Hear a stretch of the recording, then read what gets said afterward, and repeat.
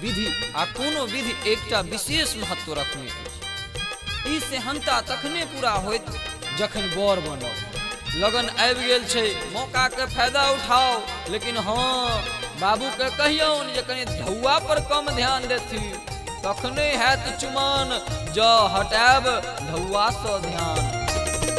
आज सो दिने दिने निर्मल बनल अछि, चंदा से सोना समान। कि झुमी झुमी रघुवर के करिया चुमान, कि झुमी झुमी लालन के करिया चुमान।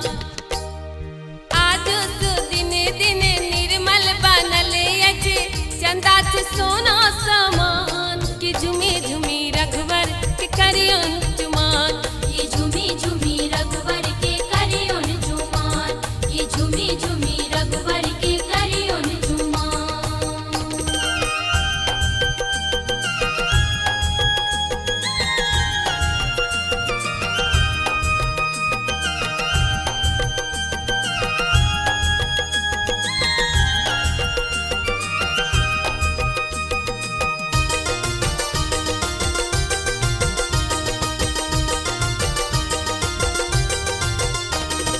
आनन जानन नीपु कौशल्या, आनन जानन नीपु कौशल्या, आनन जानन नीपु कौशल्या।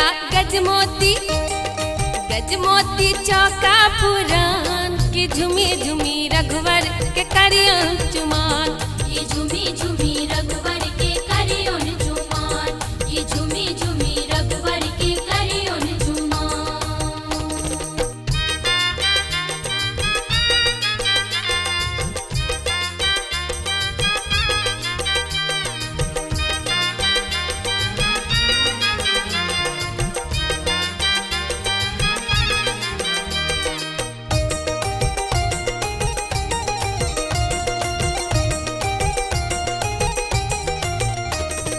अलसा कलश ले पुरहर बैसावल, अलसा कलश लय पुरहर बैसावल, अलसा कलश ले पुरहर बैसावल। सखी सब कर गुणगान, कि झुमी झुमी रघुवर के करिया चुमान। ये झूमी झूमी रघुवर के करियोन झुमान, ये झूमी झूमी रघुवर के करियोन झुमान।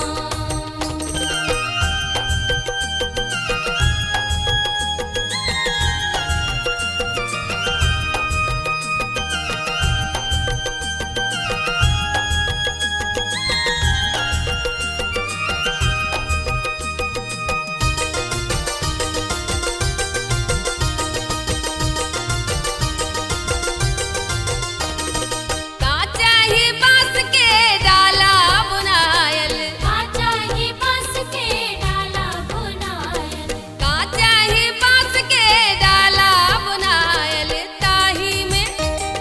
ताही सजल दुभि धान, कि झुमी झुमी रघुवर के करिया चुमान।